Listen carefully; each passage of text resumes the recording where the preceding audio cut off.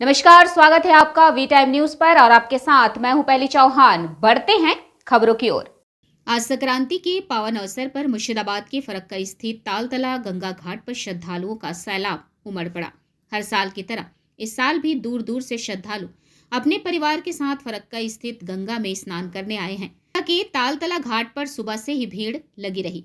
श्रद्धालुओं ने अपने पूर्वजों के नाम पर गंगा घाट पर पूजा अर्चना की और गंगा में डुबकी लगाई। पुलिस प्रशासन की भारी तैनाती रही। फरक्का थाने ने किसी भी तरह की अप्रिय घटना से बचने के लिए नावों को स्टैंड बाय पर रखा था। पुलिस सतर्क नजर रख रही थी। পৌষ সংক্রান্তি আজকে পরিবার নিয়ে গঙ্গা স্নানে এলাম।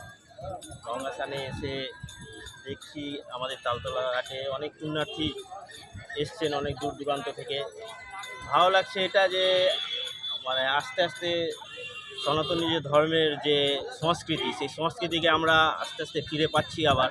মাঝখানে এটা মানুষ মানে এর থেকে দূরে সরে গেছিল। এর দিকে কুম্ভ মেলা হচ্ছে, আমাদের কুম্ভ মেলা কাল থেকে শুরু হয়েছে। ওখানে প্রচুর সারা ভারত কি বিদেশ থেকেও এত শরণার্থী পুণ্যার্থী এসছে যে প্রচুর ভিড়। এই যে আজকে পৌষ সংক্রান্তিতে সবাই গঙ্গা স্নান করে এসে যে পুণ্য অর্জন করছে, এটা ভালো লাগছে যে সনাতনী ধর্মের যে সংস্কৃতি সেটা আবার আমরা মানছি বা ফিরে পেলাম। ঠান্ডার দিন গঙ্গা স্নান করতে কেমন লাগলো?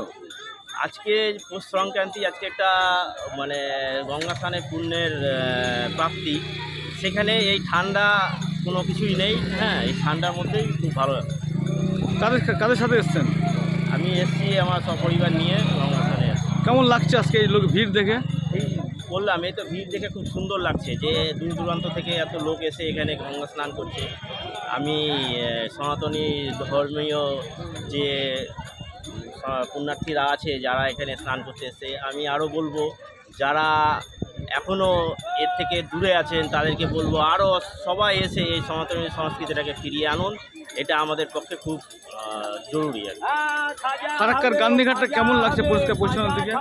পরিষ্কার পরিচ্ছন্ন তো আছে, ঘাট তো আমাদের এখানে পরিষ্কার পরিচ্ছন্ন, জন্য আরও পরিষ্কার পরিচ্ছন্নতা দরকার। যেমন এখানে আজকে যে পৌষ সংক্রান্তি বিভিন্ন জায়গা থেকে পুণ্যার্থীরা এসছে, ফারাক্কা প্রশাসন বা ফারাক্কা ব্যারেজ অ্যাডমিনিস্ট্রেশনে তাদেরকে এই দিকে আজকে একটা কিছু করার উচিত ছিল, পরিষ্কার পরিচ্ছন্নতা বজায় রাখা উচিত ছিল, সেটা হয়নি, এটাই দুঃখের।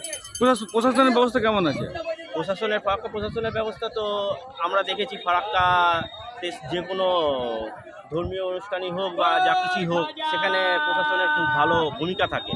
কিন্তু আমার আজকে অবাক লাগছে যে ফারাক্কা ব্যারেজে যে আমাদের অ্যাডমিনিস্ট্রেশন আছেন তারা এই সবকে কোনো গুরুত্বই দেয় না।